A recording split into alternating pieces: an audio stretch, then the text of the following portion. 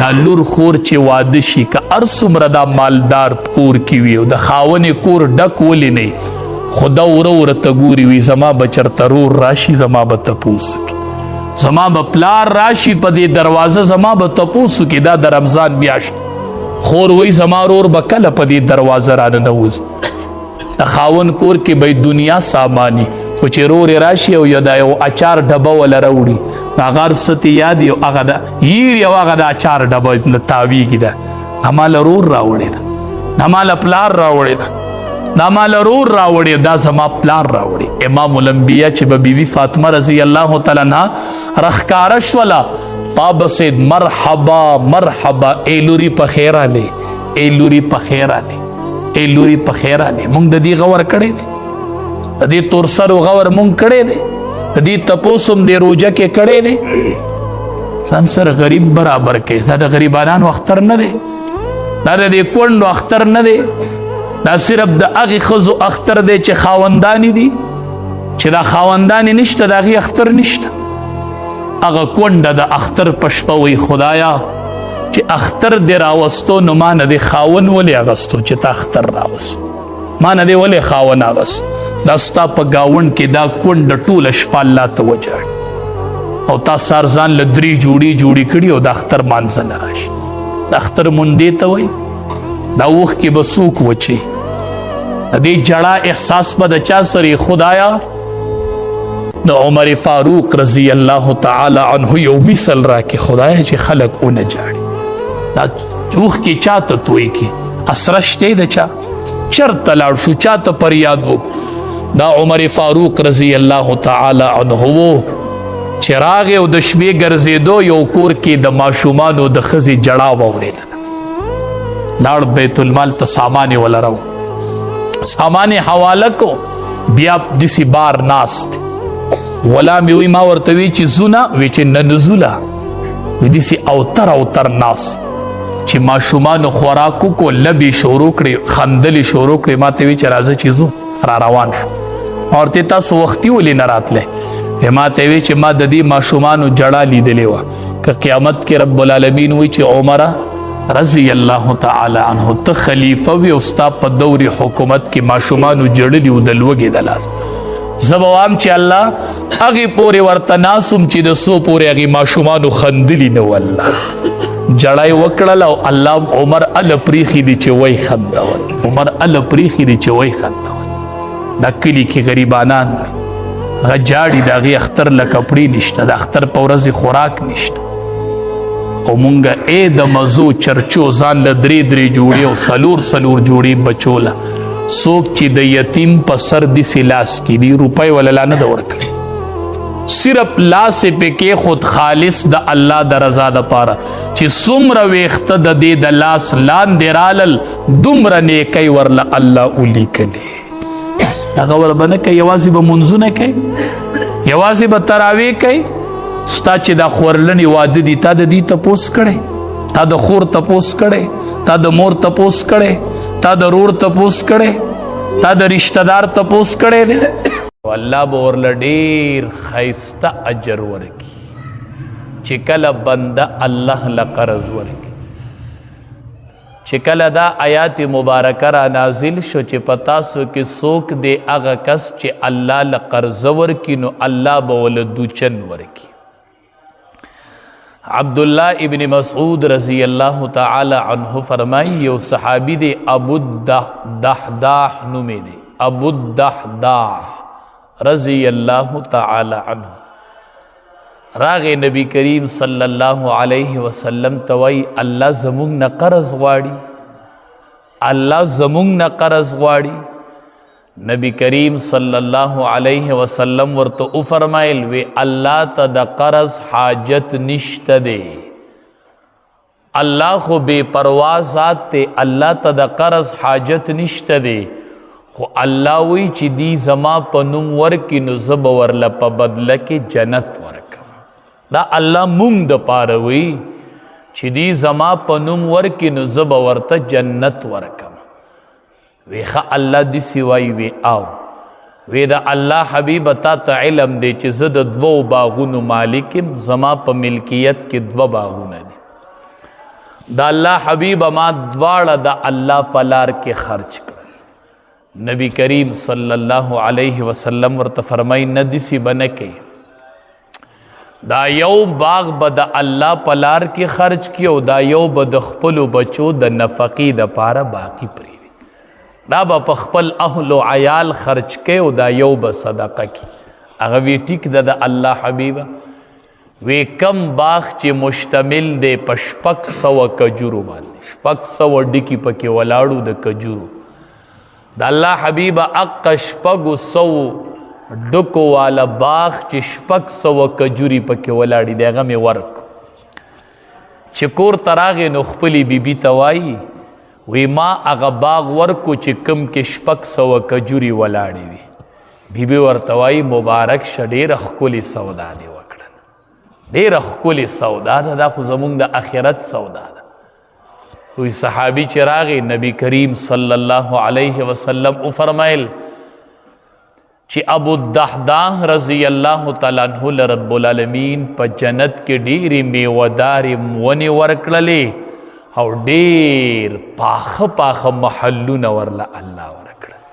ډېرې میوهدارې ونې الله ورکړلې او پاخه پاخه محلونه ورله الله ابو الدحداح رضی الله تعالی عنہ له په جنت کې ورکړل. د دنیا کې ورکړل الله تبارک وتعالی بدله په جنت کې ورکړل. ته د دنیا باغ ورکې نو الله بتعالی په جنت کې باغ ورکې.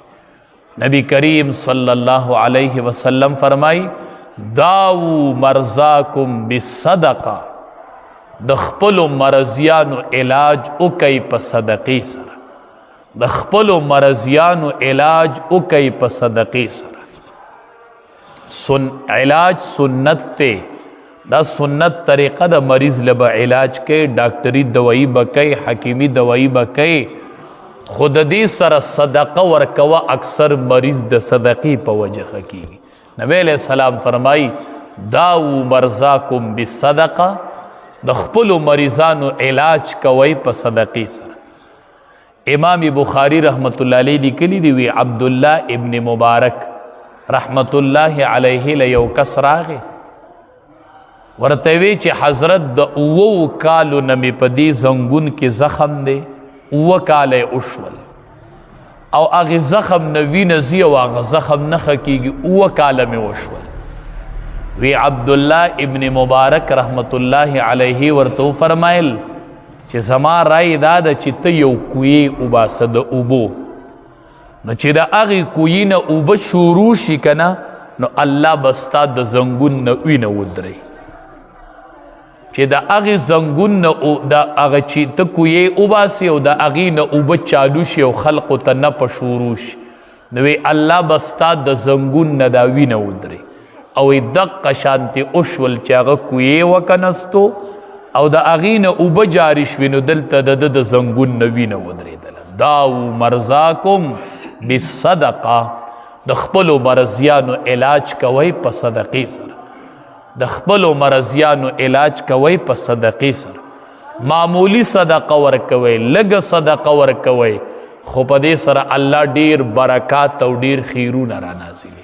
حدیث مبارک کې راځي چې کله سحر رڼا وخیږي نو 2 فرشتي اواز یو وی اللهم اعط منفقا خلفا یا الله دا څوک چې په مخلوق باندې خرچ کوي خلفا الله ته ول غوره بدله ورکړي. دا اعلان هر ورځ فرشته کوي څوک چې په مخلوق خرچه کوي یا الله خلفا اعط منفقا خلفا الله دی خرچ کون کی لغوره بدله ورکړي. فرشته دعا کوي فرشته اعلان کوي وی اللهم اعط ممسکا تلفا یا الله چې څوک په مخلوق خرچ نه کوي داغه مال هلاک داغه مال هلاک کی فرشته وای. یا الله چې څوک خرچه کوي یو فرشته وای یا الله غوره بدله ولا ورکړي. بل وی یا الله چې څوک مال نه خرچ کی الله دا مال ولا هلاک مال ورله هلاک. نو دا غ فرشته आवाज کی تاسو بلی دی اکثر به ناسا په حادثه راشي او ټول مال به هلاک شي، په یو ځای به جمع کړی په یو ځای ته حادثه راشي او ټول مال لاړ شي. دا دې صدقه نه ورکوي، دا دې په مخلوق نه لګي. نو فرشته وی الله هلاکې کېوله. د دې مال نه څه فایده چې هغې نه مخلوق ته پیدا نه، د هغې نه مخلوق ته پیدا نه. حدیث مبارک کې راځي د قیامت په ورځ به صدقه د بنده سورې وي، سورې. قیامت کې به د هر سړي د سوري ضرورت وي، هر سړی به خولو کی، هر سړی یومئذ شأن یغنی، د هر سړي به یو شانې چې د بل نه به بې پروا کړی، د بل څه فکر به یي نه، د بچي فکر به نه وي، د ملګري به نه وي، د بیبي به نه وي. شأن یغنی، په دغې ورځ باندې دا صدقه چې ده دا به د بنده سورې، دا به د بنده سورې.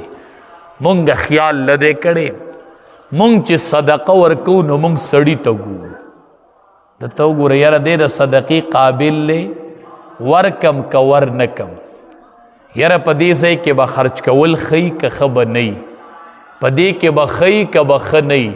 مونږ سړي ته ګورو. حدیث مبارک کې راځي وایي چې کله بنده صدقه ورکي، که دی چاله ورکي او که دی په مدرسه کې ورکي او که دی په جومات کې ورکي او که دی بل چاله ورکي، چې صدقه ورکي نو دا صدقه د الله تبارک و تعالی ښي لاس ته لاړه شي. دا الله له ورکول دي، دې سړي ته مه ګوره، مدرسې ته او جومات ته مه ګوره. دا اول د الله په نوم ځینې وي، دا صدقه چې دا د الله ښي لاس ته ورشي. من صدقه بعدل تمرن، څوک چې صدقه وکړي د کجورې مره، د کجورې مره، د یوې کجورې په برابرۍ صدقه وکړي، د یوې کجورې په برابرۍ. یوه کجوره څومره کم قیمت لري، کیلو په 300-400 روپۍ ده، نو یوه کجوره چې بی د هغې به 100 روپۍ رغي. حدیث مبارک کې راځي چې څوک صدقه وکړي په اندازه د کجوري، لکه د کجوري مره یوې کجوري مره قیمت ورکړي، نو دا د الله ښي لاس ته لاړه شي او الله تبارک وتعالی یربي د دې صدقې تربیت کوي، پالنه یې کوي، پالنه. لکه څنګه چې موږ د اس بچې پالو چې دا غټ شي که نه، نو وایي دقه شان الله د دې صدقې پالنه کوي چې میدان محشر شي او د طول شروع شي و یو غر به راشي، دا هغه صدقه د غر ته به رسېدلي، د کجورې مره به یې ورکړي او د هغې نه به یو غر جوړ شوی. دی به وایي یا الله ما خپله عملنامه ولیدله، په هغې کې خو ما دا عمل نه ولیدلی، دا غر چې راغی، دومره غټ عمل خو ما نه ولیدلی. ارشاد به ورته وشي چې دا هغه صدقه چې تا ورکړې وه د دې الله تربیت کو د دې نه لوی غر جوړ شوی دی. وایي به دا ورله په تله د میزان او د نیکو کې به یې ورله کېږي، دا چې د یوې کجورې مره صدقه یې کوي. موږ نن دې فکر کوو چې په ځان یې وخورم، ټیک ته په ځان یې خوروه، په بچو یې خوروه، په هر چا خوروه، صدقه کوه، دا جمع کېږي. حدیث مبارک کې راځي صدقه چې دا تطفئ غضب الرب، دا د رب غصه سړی او دا بد مرگ د بنده نه لرکی، بد مرگ لرکی، د الله غصه سړی. صدقه د بنده نه بد مرگ لرکی، صدقه د بنده چې دا هغه غصه سړی چې کله بنده صدقه کوي، چې کله بنده صدقه کوي نو په دې سره د الله تبارک وتعالی غصه مړه کېږي، په دې سره د الله رضا حاصلیږي. نو دا ډیر ښه صفت دی، دا د الله سره جمع کول دي. دا نور مونږ په ځان لګو او صدقه چې دا د رب العالمین سره جمع کول دي، دا د الله سره جمع کیږي. حدیث مبارک کې راځي قیامت کې به الله تبارک وتعالی سلور کسب بی حساب جنت تبوزی، سلور کسب الله بی حساب جنت تبوزی. یو عالم خو چې په خپل علم عمل کړی وي، یو شهید چې د وجود قربانی ورکړي خو چې خالص د الله د رضا د پاره قربانی ورکړي. دریم هغه حاجی صاحب چې هغه حج وکړي بغیر د فساد، حج وکړي خالص د الله د رضا د پاره، خو هلته به کوم جنګ جګړې او کنزل او کارونه اونکی بغیر د فساد نه. او دریم سخی چې اغس صدقه ورکړي خو چې خالص د الله د رضا دپاره ورکړي، چې دا چپ لاس تې نه خبر شو. صدقه داسې ورکوه چې چپ لاس تې نه خبري. لا تبطلوا صدقاتکم بالمن والاذى. نو چې نن صدقه ورکې او سبا اثباتي نه خو لاړله صدقه، چې داسې صدقه ورکړي چې چپ لاس تې نه خبر شوی نه. نو یو دقه کس، نو دا سلور کسه به الله بی حساب جنت ته بوځي. عالم با عمل، شهید خو چې خالص د الله د رضا دپاره د خپل وجود قرباني ورکړي. حاجی صاحب چې حج کړی بغیر د فساد نه، او سخی چې سخاوت کړی خالص د الله د رضا دپاره. دا سلور کسه به الله بی حساب جنت ته بوځي. حدیث مبارک کې راځي چې دا سلور کسا بی حساب جنت ته ننوځي، نو د دې به اختلاف پیدا شي. یو به وایي چې زړه مبې زما، بل به وایي چې زړه مبې زما، بل به وایي چې زړه مبې زما. دا خو به سلور واړه بی حساب ځي، نو اختلاف پیدا شي. یو به وایي زه زما، بل به وایي زه زما، بل به وایي زړه مبې دنده کېږم. الله به جبریل امین راولیږي چې ورشه دې له فیصله وکړه چې ړومبې به څوک ځي. جبریل امین به راشي، شهید ته به وایي ته وایه چې زه ړومبې ځمه، نو وایي به او وایي به تا د شهادت د فضیلت د چا نه اورېدلی و؟ نو دی به وایي چې د عالم نه. نو وایي به چې ته د استاز نه مخې ته جنت ته ځې، عالم دی استاز نه دی، شهید خو به مسله حل شي. حاجی صاحب به وایي الله زه جنت ته ځم. جبریل امین به ورته وایي د حج فضیلت خو عالم بیان کړی، ته د استاز نه مخې ته جنت ته ځې. نو حاجی صاحب به م ودرې، نو عالم به وایي چې ګنې زما نمبر راغی، زه ړومبې ځمه. وایي عالم چې مخامخ شي، نو عالم به په خپله ووایي چې یا الله ما چې دا علم کړی و، نو دا مې د دې سخي په سخاوت کړی و. الله دا د دې سخي برکت و چې ما علم کړی و، نو دې زمان ړومبې حقدار دی.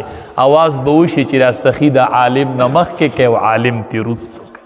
الله به سخي د ټولو نه ړومبې جنت ته دننه کړي چې هغه سخاوت کړی او صدقه یې ورکړي. دا دومره د کمال خبره ده، د کمال. لازمي نه ده د دوی په کروړونو پیسې ورکه او په لکونو ورکه. خپل مال ته ګوره، خپل مال ته او خپل طاقت ته ګوره. الله چې دی هغه اخلاص ته ګوري، ډیروالی د مال ته نه ګوري. نو دقې سخي ته به الله وایي ته د ټولو نه مخکې زه جنت ته. د سخي به د عالم نه مخکې جنت ته لاړ شي، او د شهید نه به مخکې لاړ شي، او د حاجي صاحب نه به مخکې جنت ته لاړ شي. ځکه چې د د سخاوت په وجه باندې عالم چې دی هغه علم کړی و. د د سخاوت په وجه باندې عالم چې دی هغه علم کړی و. الله به ترې نه دی مخکې جنت ته روان کی. دی سخي ته به الله وایي ته د ده نه مخکې ته جنت ته ځه. نو صدقه کې به سړي ته نه ګوري، صدقه د الله د ذات په نوم میلاویږي. حدیث مبارک کې راځي سپی چې دی سپی تاسو مسله اورېدلې که نه؟ سپی چې دی دا چې اوبه جوټه کي نو دا به څو پیرین ځي. اولهن بالتراب، خاورې ورسره په یو پیرو مګه د سپي دا جوټه دومره پلیته ده. دا دومره پلیت سیز دی سپی. بغیر د ضرورت د کورونو کې سپي مه ساتئ ښه. حدیث مبارک کې راځي چې کم سړی بغیر د ضرورت نه سپی ساتي د د اجر نه هره ورځ کمی کیږي. هره ورځ دا اجر هم سیوا ډېر دی چې لا هره ورځ ترې نه کمی کیږي. نو سپي کورونو کې نه ساتو ښه. هره ورځ به د دې سړي د اجر نه کمی کیږي چې کور کې سپی. نو دا عمل کو ډېر چې لا هله ورځ رانه کمیږي نو چې څه به پاتې شي. نو سپی چې څه څیز جوټه کي نو کتابونه وایي په خاورو یې یو ځل وینځئ. خو دقه سپی یو ورځ تږی سپی تږی یوه زنانه وه، بدکاره زنانه، فاحشه او بدکاره زنانه. خپل پیزارې پړي ته ور واچو، سپي له یې اوبه راوخېجولې. هغې سپي د ډېرې تندې نه په دې خټو باندې چکونه لګول، په لمده خټه باندې تږی و ډېر زیات. دې ورله اوبه راوخېجولې، په اق سپي باندې اوبه اوس کولې الله د هغې ښځې فیصله د جنت وکړه. نو سپی چې سپی دی او چې بیا په مخلوق او په اشرف المخلوقات چې مسلمان دی انسان دی ته په هغه صدقو کې چې د دې به الله څومره لوی اجر درکوي څومره لویه بدله به یې رب العالمین درکوي چې کله پې ته صدقه وکړي. چې کله دا آیات مبارکه را نازل شو صحابه کامیاب په دیو چې دلته به آیات وورید نو ما ګنټه کې به په هغه آیات باندې عمل کړی. دا آیات مبارکه را نازل شو لن تنالوا البر حتی تنفقوا مما تحبون. هرگز نیکی نشي حاصلولی تر دې چې هغه مالم نه خرچ کړي چې کم مال تاسو ته خوښي چې هغه هم نه دی خرچ کړی نو نیکی نشي حاصلولی. بس ابو طلحه رضی الله تعالی عنہ راغی وی د الله حبیبه ما ته په ټولو مالونو کې غوره مال چې دی هغه بیرحا باغ دی چې د مسجد نبوي مخامخ باغ د کجورو بیرحا امام الانبیاء به پکې ناسته پاستم کول. وی دقه باغ ما ته په ټول مال کې خوښ دی. وی د الله حبیبه دغه ټول باغ مې د الله په لار کې ورک.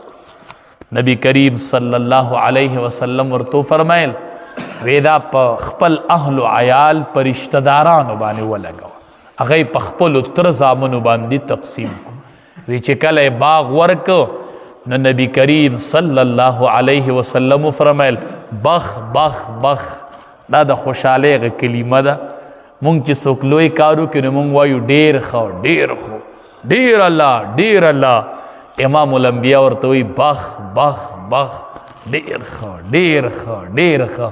چې امام الانبیاء دومره د خوشحالۍ اظهار کو چې بخ بخ نه چې الله به ورله څه ورکړي چې الله به ورله څه ورکړي. عثمان ذوالنورین رضی الله تعالی عنه بیر رومه دا یو کویو د یو یهودي سره و هغه به تې اوبه خرڅولې نو عثمان ذوالنورین رضی الله تعالی عنه پسې لاړ وی دا را باندې را خرڅ کا او دا خو زما کاروبار بندیږي وی زه نیم راکه او پیسې به پوره درکمه. نو پیسې ورله پوره ورکړې او کویې ته نیم واغست. یهودي ورته وی یوه ورځ به ستا نمبري یوه ورځ زما بیر رومه. هغه وی ټیک ده. نو د اعلان وکوي زما په نمبر کې فری راځئ. نو چې د هغه نمبر شو نو ټولو خلقو به فری اوبه وړلې. نو چې بیا به کله د هغې یهودي نمبر شو نو هغه ته خو به څوک پاتې نه و هغه په نمبر به خوش نو هغه ورته وی راشه دا نیم پسې م واله زه اوس په دې نیم څه کوم. نو هغه نیم یې م واغستو او ټول مخلوق ته یې وقف کوي راځئ اوبه تې څکئ چې څومره خلقو به تې اوبه څکلي څومره زناورو به تې اوبه څکلي حشرات الارض به تې نه اوبه څکلي. دا څومره لویه صدقه ده. ستا ذهن کې شته چې داسې یوه صدقه چې ته به مړې هغه به چلیږي. ځان له پې ذهن ور واچوه ځان سره محاسبه وکړه چې څه دې کړي دي څه شته دی چې ستا د مرګ نه پس په بیا تا ته میلاویږي. نو هغه بیر رومه ورکو بیر رومه بیر رومه یې واغسته وقف یې کو وی راځئ اوبه تې نسکئ فری فری. صدقه باندې الله ډیر څه ورکوي. منصور ابن عمار رحمت الله علیه یو پیره تقریر کو. یو کس راغی سوال یې وکړو ماله یو 4 درهمه پکار دي. نو منصور ابن عمار رحمت الله علیه څوک په وله ورنه کي نو د یو یهودي غلام ناسو اپاسېده وی زه به وله ورکړم 4 دراهم یې وله ورکړل. خو د منصور ابن عمار رحمت الله علیه ته وی ما ته 4 دعاګانې وکړه. هغه ورته وبه کم دلته وی کومه دعا وی اوله دعا خدا وکړه چې زه غریب یم چې الله مې مالدار کړي. هغې غلام ورته زه غریب یم چې الله مې مالدار کړي. هغه وی ټیک د دعا یې وکړه وی الله دې مالدار کړي. وی دویمه وی زما مالک چې دی هغه یهودي دی دعا وکړه چې الله یې مسلمان کړي. دویمه دعا یې وکړله وی یا الله د ده دا مالک چې دی الله هغه مسلمان کړي. وی درېیمه دعا دا وکړه چې زه غلام یم چې الله ما آزاد کړي. وی الله آزاد یې کړي. وی درېیمه دعا وکړه چې الله زما او زما د مالک ګناهونه معاف کړي. هغه هم وکړله. چې دا غلام لیټ راغی نو هغه مالک ورته وی ولې ایثار شو. منصور ابن عمار رحمت الله علیه تقریر کو کس 4 درهم وغوښتل ما ورله ورکړل، هغه راته 4 دعاګانې وکړل. وی کومې دعاګانې؟ وی اوله دعا دا وه چې ما ورته وی زه غریب یم، دعا وکړه چې الله مې مالدار کړي. وی تا 100 درهم ورکړي؟ وی 4. وی هو 4 زره واله، 4 زره یې وله ورکړل. وی بله څه دعا وه؟ ما چې یا الله نه خو یوه قبوله شوه چې الله زه غریب یم ما مالدار کړه. دویم مې ورته وی چې دعا وکړه زه غلام یم چې الله مې آزاد کړي. هغه ورته وی انت حر لوجه الله، د الله دپاره مې آزاد کړي. زه وی درېیمه دعا څه وه؟ ما چې یا الله زما د دې مالک اسلام نصیب کړي چې دا مالک مې مسلمان شي. هغې مالک وی اشهد ان لا اله الا الله و اشهد ان محمد رسول الله. وی 4مه څه دعا وه؟ وی 4مه دا وه چې یا الله زما او زما د مالک ټول ګناهونه معاف کړي. نو هغه مالک یې ورته وی دا 3 زما په وس کې نو ما وکړل، او دا یو چې د چا په وس کې دی هغه دی هغه وکړي. دا 3 زما په وس کې او زما ګناهونه بخل او ستا ګناهونه بخل خو د الله په وس کې دي، هغه دی الله وکړي. چې د شپې هغه مالک وده شو، خوب یې ولیدو. رب العالمین ورته خوب کې وی چې ستا په قدرت کې څه و هغه تا وکړلو، او چې زما په قدرت کې و هغه دې ما ته پرېښودل. ستا ګناهونه مې معاف کړه، د غلام مې د لم معاف کړو. هغه تقریر چې کو منصور ابن عمار دا هغه مې معاف کړو، او دا تقریر چې چورېدو د هغې ټولو ګناهونه مې معاف کړل. الله ډېر غني ذات دی، الله ډېره بدله بندله ورکوي، ډېره بدله. تا به 1 روپۍ ورکړي او الله به درله 900 درکړي په میدان محشر کې. دا یوه خبره ځان سره ذهن کې ور واچوئ، ځان له پې خیر تسلي وکئ، مطمئن به شئ. یوه ورځ نبی کریم صلی الله علیه وسلم په ټوله دنیا کې رښتینی دی که نه دی؟ دی که نه رښتینی؟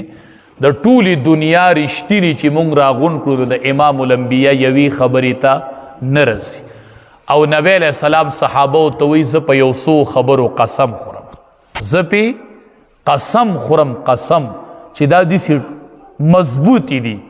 د امام الانبیا قسم خوړو ته خو ضرورت نه و، د هغه خبرې رښتینې دي، خو نه په 100 خبرو زه قسم خورم.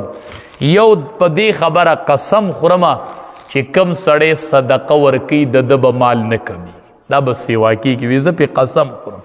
اوس هم ذهن ته خبره نه پرېوځي. ډېر کسان وایي ور به کوو بیا به را نه شي مولي صاحب، ته خو ورکه که نه ټرای وکړه. وایي زیره چې دا 8م ورکم او بیا راله رام نه شي. هم ستا د نبی علیه السلام په خبره یقین نشته. نبی علیه السلام وایي قسم خورم، قسم چې مال په ورکولو په صدقه نه کمیږي، دا به سیوا کېږي.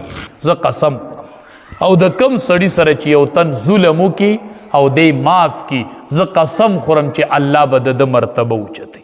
مونږ وایو که ما معافي وکړه نو زه به کمزوری ښکاره شم. نبی علیه السلام وایي الله به دې درجه اوچتوي. زه قسم خورم چې تا دې معاف کو، درجه به دې الله اوچتوي. بعضې وایي صدقه کوم خو غریب یم. زه ورته وایم نبی علیه السلام وایي د ټولو نه بهترینه صدقه پیژنئ؟ ټولو نه بهترینه وایي یو دا هغه صدقه ده چې یوې پټه ورکې یتیم له، پټه یې ورکې غریب له، پټه یې ورکې غریب له، چې ډېره پټه یي. او دویم چې ستا سره د غربت یری یي، ته غریب او پټه صدقه غریب له ورکې، د دې نه بله غوره صدقه نشته. وریم کې غریب له خو پټه یې ورکې، پټه. او دویم چې یي غریبو یریږي چې ګورې غربت را باندې را روان دی، د دې نه بله غوره صدقه امام الانبیا وی نشته دی. به هر صورت رب العالمین دی پې زمونږ د ټولو عمل کول نصیب کی. او چا کور کې چې مریضانې ډېرې صدقې ټیم په ټیم ورکوئ، په دې سره الله مرضیان ښه کوي، په دې سره الله مرضیان ښه کوي. رب العالمین دی د عمل کولو